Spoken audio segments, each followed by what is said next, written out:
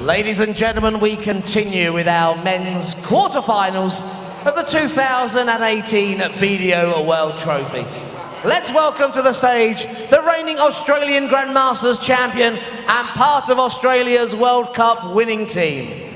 He's the reigning BDO World Trophy champion. It's Machin, Peter Machin!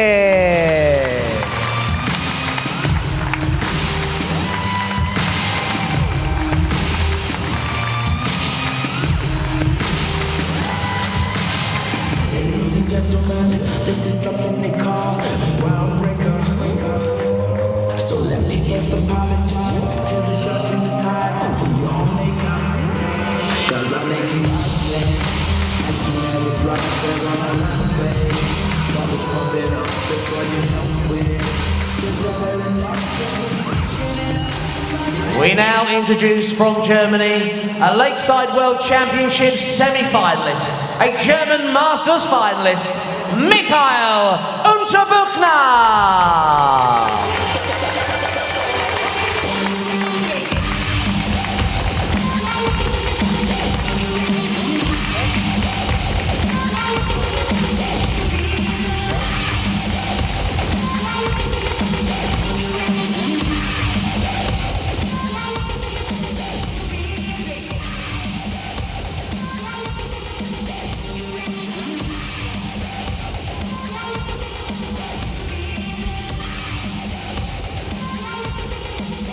Well, some game in prospect here, and got to say, Fallon Sherrick, still absolutely breathtaking performance as far as I'm concerned, and she's capable of better than that. First time she's done over 90 on the telly, she says. There's going to be more, and these fellas do it regularly.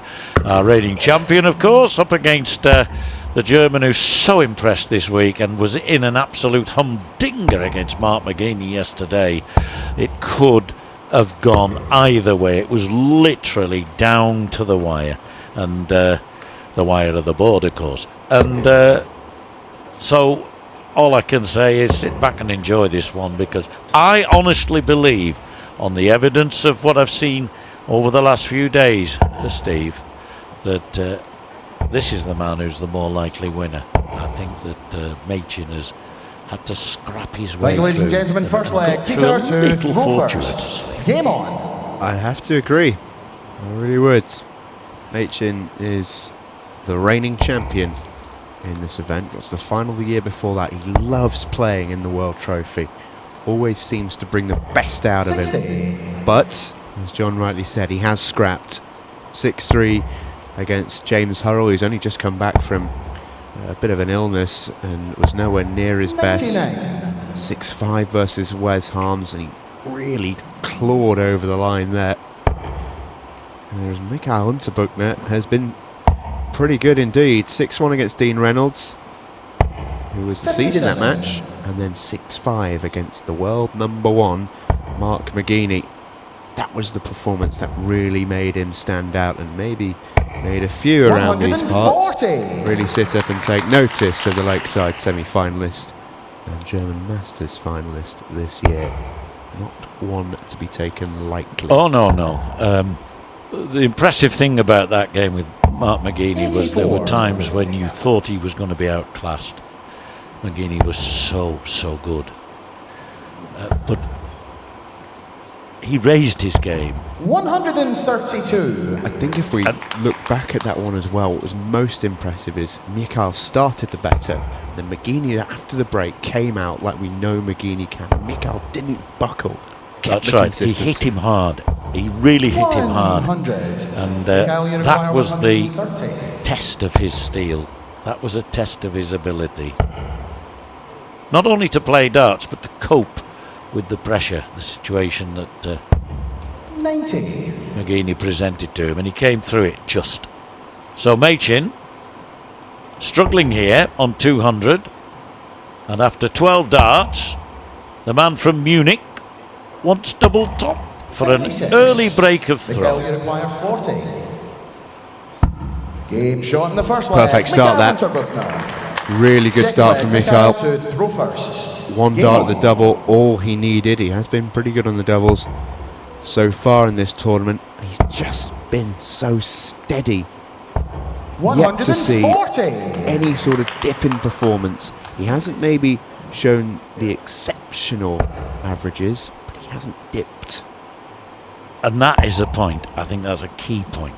He's maintained a level. He actually 42. increased the level of his performance. He had to against McGeaney, which is what I was trying to say a few minutes ago. And I do believe that he has more in the locker. You can't say that about every 42. player, but you do feel that this fella, Unterbuchner, he's one of the best German players I've seen on the evidence of the 2 games he's played. And he's just hit a 13-darter to start with. Perfect start, as you say. Actually, a perfect start would be a 9-darter, but I know what you mean. One that makes him very contented. 99. Mikhail is keeping our spotters on their toes with the way he plays. Does dance around the trebles quite a bit. Mike's going for 18. Mike's going for 19. Our spotter dances around the treble. Does he ought to be the player? Depends on the day and the night before. 60. You're not suggesting that our lovely Scottish spotter was out drinking last night, are you? I would do nothing of the sort, because suggesting it would be false. Anyway. Well, let's just say he had a spotter whiskey. 134. Mikhail, you require 160. 160 then for Mikhail.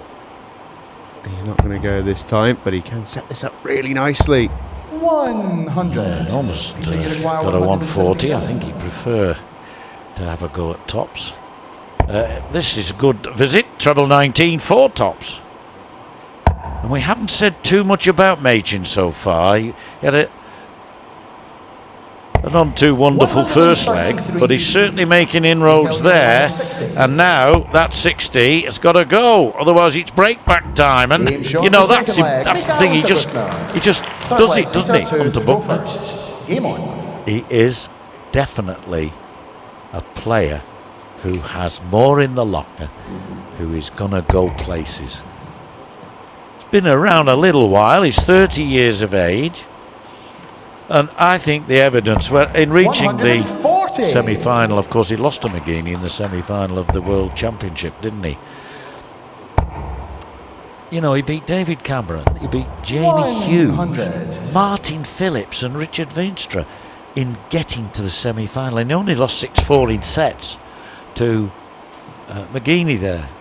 And I think if he hadn't announced himself before on the big stage, he did then, and he's certainly capable of winning this tournament. Yeah, and he's backed it up as well. That's the key thing. He got to the final of the German Masters, where he's beaten by Scott Baker, who we'll see later on. 140. Nearly the game's first 180 down. I'm not sure what the German for Steady Eddie is, but that's the sort of player that he is. Well, I think he's more than that, Steve. I honestly think he's more than that. He's Steady Eddie plus. Because he can actually bring out the big shots when he needs them, and he had to in his victory over McGeaney yesterday. Machin here, when he comes back, is looking at a 12-darter potentially. It would be a champagne out. He's been better in this leg, Machin. 140 and 2 tons.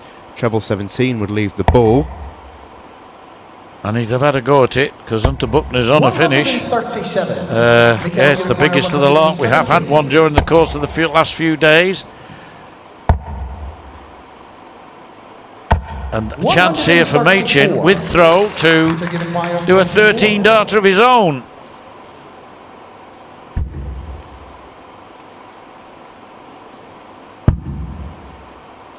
In an inch, and that's only 3/4 of an inch. Need a new ruler, mate. Well, Unterbuchner's yet to miss a darter at a double. He's still yet to miss a darter at a double. It's a 13-darter for the German. And goodness me, he has started this match like a train. Look at the scores. Yet to the 180, but he's also yet to miss a double. Yeah, that's the important stat. Of course it is. And on one or two occasions he's had a bit of leeway. He won one leg when Machin was way back, even on his own throw. He's scored well, he's finished well. Everything he's done so far is very impressive. 60. 3 out of 3.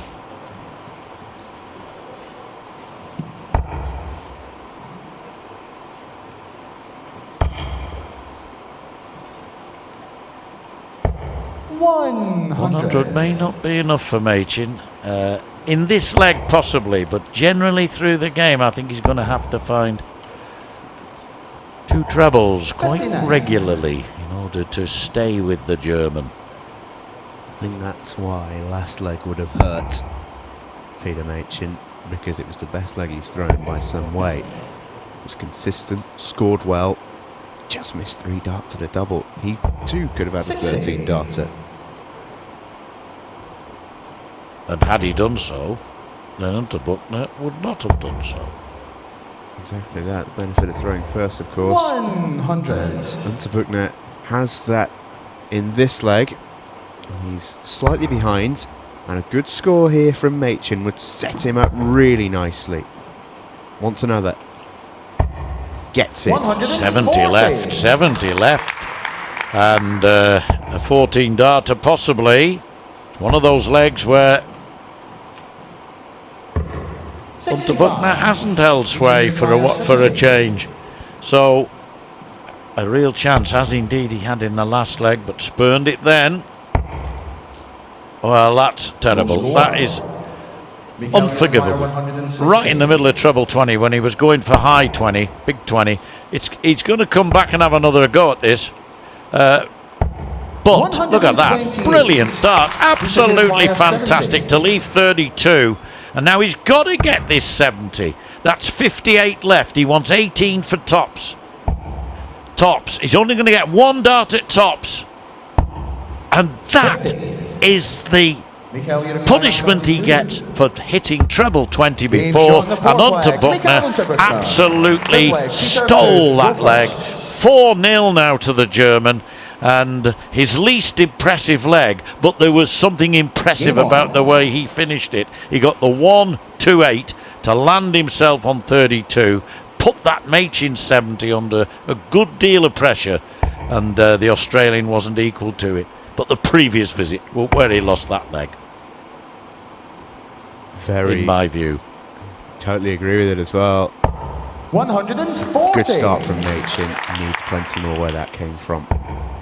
Unterbuchner just held his own throw in that leg, but that felt pivotal. Is he going to smash in the game's first 180? No, but he'll be satisfied with a 140.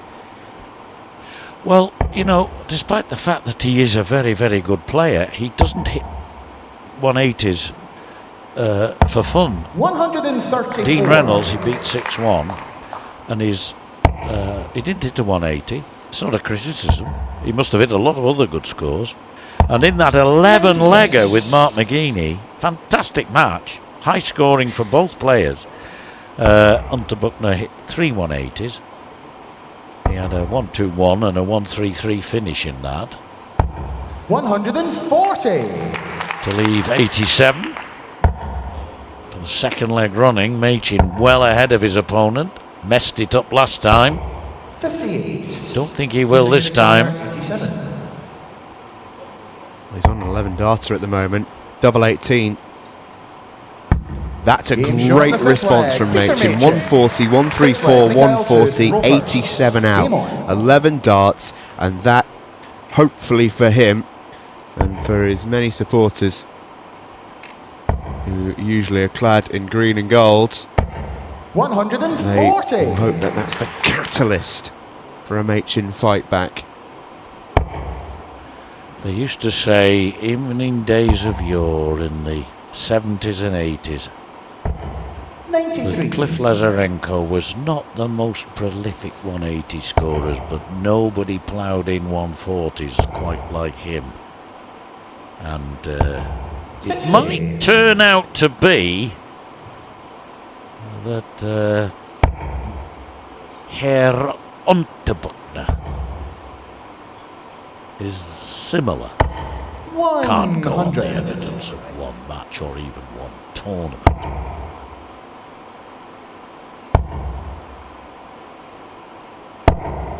$100. And your history of darts? How good is it, Steve? Who was known as the ton machine? Late 70s and through the 80s. One of the best left-handers ever seen in the game. Old man now, and I saw him the other week. Lovely fella called Alan Glazier. Remember 105. the name? The ton machine. I do remember the name Alan Glazier. I think he stopped playing. Still playing, Alan, in Rochdale. Saw him at their presentation night back in April. He's still smashing in the tons. Not quite. He's the 10 machine now. 88. Yes, he had to look to see if it was in. Now, first dart he's missed at a double in this entire match. Can he be made to pay? No, is the answer. Brilliant visit, though. Brilliant visit. This for a 5-1 lead going into the break. An excellent exhibition of darts from the German, and his finishing has been absolutely spectacular. He's hardly missed a double. In fact, I'm not sure he has.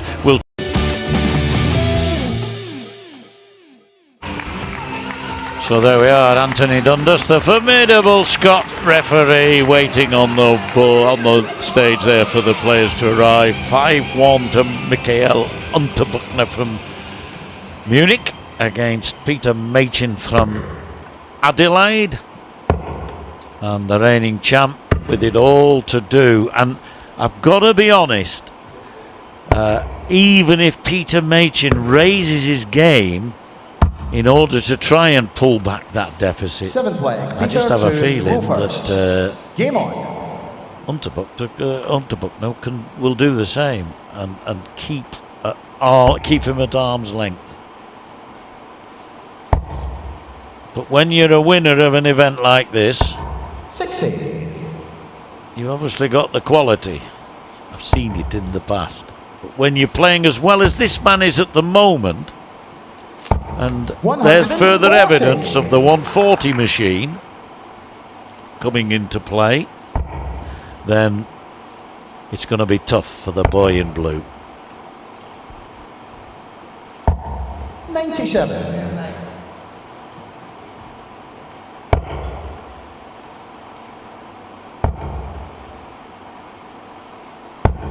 $60.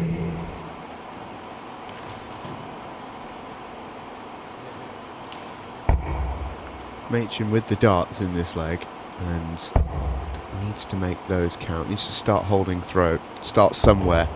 100. It's a mountain to climb, but small steps can be taken to start it. And then 91. we've seen already in this tournament it can start something of a cascade. And we've seen Michael Unterbuchner pressured from behind by Mark McGeaney, but the further in this tournament he gets, the bigger the stakes, the more to lose. 96. Well, Unterbuchner almost had a bye in the first round. I spoke to Dean Reynolds afterwards on his way out, and he was down in the dumps, frankly. I can well understand. He was such a promising youngster a few years ago. The world was his oyster. But he is genuinely struggling at the moment, and there was evidence of that in that match, which Unterbuchner won 6-1. And 78. so he really had to pull out all the best, as he wants double 16 here. Does so, gets a 14 darter, actually wins that against the throw, and proves really that he is, for my money, the man on current form most likely to beat Glenn Durrant, if anybody is to. It's a big statement. But it's a big statement. But it's the man most likely. It's not the same as saying he will do. And I'm not saying I disagree with no, it either. No. I'm saying that with respect, all due respect to the other men in the competition. Of course, they're all good players, and they all have a game, a top game. And they'd all be first to admit that Durrant is the man to beat in this competition. I don't think anybody can deny that. And the way that Unterbuchner 100 faced up to the challenges is nothing more than quite 135. Brilliant. Another 135, 140s. Doesn't get a prolific number of 180s. I'm sure there are going to be days and nights when he will. 99.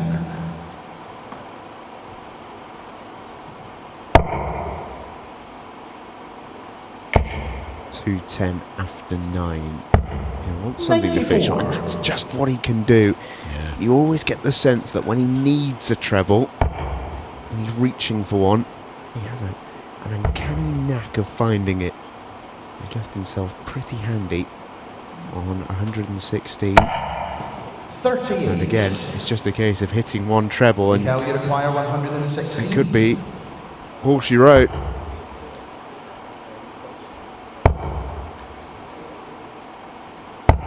60. So to leave 56 for the match, it's been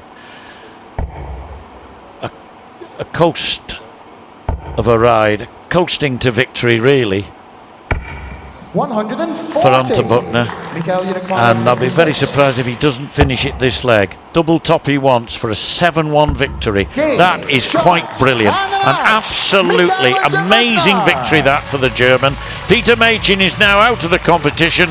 The reigning champion was never really quite in that match. His one leg was a quite brilliant 11-darter, the fifth leg of the match, but that was really only the only time we saw the very best opponent. He's with Steve. Thank you very much, John. Joined now by both Peter and Mikhail. Gents, congratulations on a great game, first of all. Peter, we'll start with you. The first time you've not made it through to the final in a couple of years, but I get the sense that you felt like you couldn't really do a lot against this man today. Oh, look, he was awesome all the way through. Like, you got down to a finish and, you know, I didn't look up at all, and he just went, it was game shot. I was like, yep, okay, well done, no dramas. Head on next leg, game shot. Well done, okay, next leg, and all of a sudden I ran out of legs. But it was, he scored well, he finished well, it's what you want to play. Like, for me, that's the stuff I thrive on. I could start there all day and do that and get my butt kicked until I actually get in front of him. But that's what it's all about, and, you know, fair play, he played absolutely beautiful, so I really wish him all the best, and I personally hope he takes it out. Mikhail, it was a fantastic performance from you. Do you think you're getting better with every round in this competition?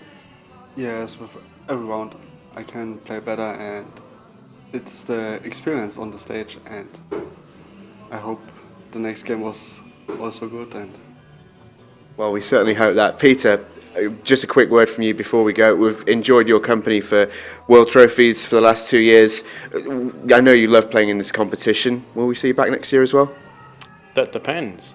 It's really hard for Australia. Like, we've got one qualifier that comes through, and it's normally our #1 ranked player, and that's Tomo at the moment. And, you know, he played Andy and it was unfortunate, but I only play half the tournaments what he does. So for next year, I'm probably going to say no on what's happening at the moment. So, but that's life. You get back on the horse and go back through. So, you know, I've been very grateful for what I've got out of the game. You know, from the last 3 World Trophies, I picked up some really good sponsorship, and, you know, got my own darts now, and everything's going ahead. I've just run out of bloody holidays. And that's the worst part. Like, you know, it's so hard in Australia, and I've worked for the company that I worked for the last 22 years. But I actually had to buy holidays last year to come away for the Grand Slam, and then to come away from you, I just had, I think it was 8 hours over to come away. So, yeah, I'm going to build them up, and, you know, hopefully I can get through and play a few more tournaments, and you never know your luck. Well, we'd love to welcome you here again, I know that. And Mikhail, final word for yourself. A tremendous performance in the quarter-final. How excited are you to play Ross in the semi-final? You're both playing really well. It should be a good game. I don't know. We'll leave it at that. Guys, congratulations on a terrific match, and we wish both of you the very best. Mikhail, good luck later. Thank you.